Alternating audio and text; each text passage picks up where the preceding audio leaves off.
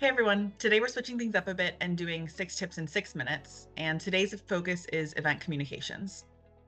Yeah, I'm so excited for today's topic because it's such a critical element for hosting successful events. Absolutely. Whether you're organizing a virtual conference or an in person sales pitch, communication can make or break the experience for your attendees. And so that's why in this episode, we'll be talking about 6 important things to consider when creating event communications. Okay, so let's kick things off with tip number one. When planning event communications, you always want to break them into three key stages: before the event, post registration, and then after the event has wrapped. And each of these stages has very different audiences, goals, and requirements. So, the first stage, pre event communication, is all about creating a buzz and making sure the right people know about your event. Exactly. So, those pre event communications center around your invitations. This is your key opportunity to grab attention and get people to register. Yeah, that's a great point. So make sure that all the CTAs in your invitation emails are super clear. Whether it's register by X day or join the conversation, your audience needs to know exactly what action you want them to take. Okay, so moving on to the second stage, registered attendee communications. These are the messages sent after someone has signed up for your event, but before the event actually occurs.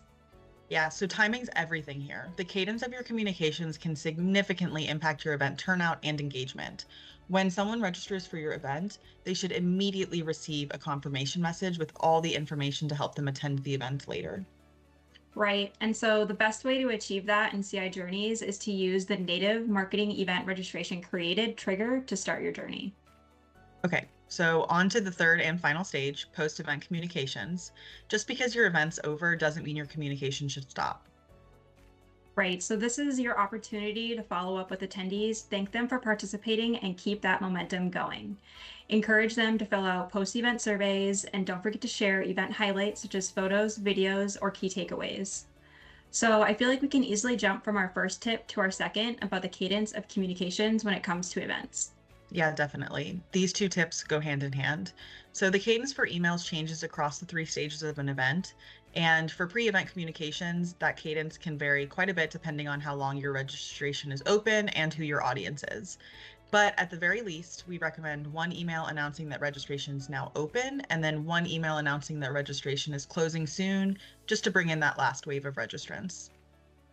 Now, let's talk about the communications sent to registrants before the event. Like we said earlier, a registration confirmation email should be sent immediately upon registration. We also recommend sending at least one reminder closer to the event.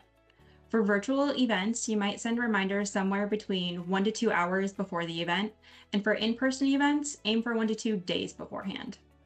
Yeah, great tip. So, moving on, the cadence when it comes to post event communications is highly dependent upon your goals and audience. We recommend thinking about these questions when planning out your post event communications.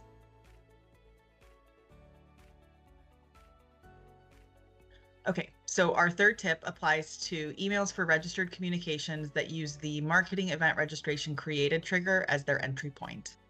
That's right. So you can level up your registered communications through event-related dynamic content. So instead of manually typing out the event name, date, and location in your confirmation email, you can actually dynamically pull that information from the event record. Now, tip number 4 is for virtual events only and ties to our tip number 2 about the cadence of your communications. Yes, so this tip is only applicable if you're using the Microsoft Teams integration for your event. In communications for registrants, always include the native Join in Teams link in both your registration confirmation email and your final reminder email. Right, and remember, in CI Journeys, the Join in Teams link creates a check-in record. So make sure to let registrants know not to forward their link since it's unique to them. Okay, so tip number 5 is focused on larger in person events. When hosting a large event, we highly recommend sending a know before you go style email to all registrants. So is this where you would share extra info about the event that attendees need to know? Yeah, things like hotel details, parking informations, and general FAQs. It's more content heavy than your other emails, but they'll thank you for it. Okay, last tip. Tip number 6 is to use your post event communications to drive social engagement. Share those recap videos on all of your platforms to keep the conversation alive and help build your event's reputation for the future. So you could even offer exclusive deals or early bird registration for your next event as a way to reward attendees and keep them engaged. Yeah, great idea. Because post event communication is all about reinforcing the value you've brought to your attendees and setting the stage for even stronger relationships.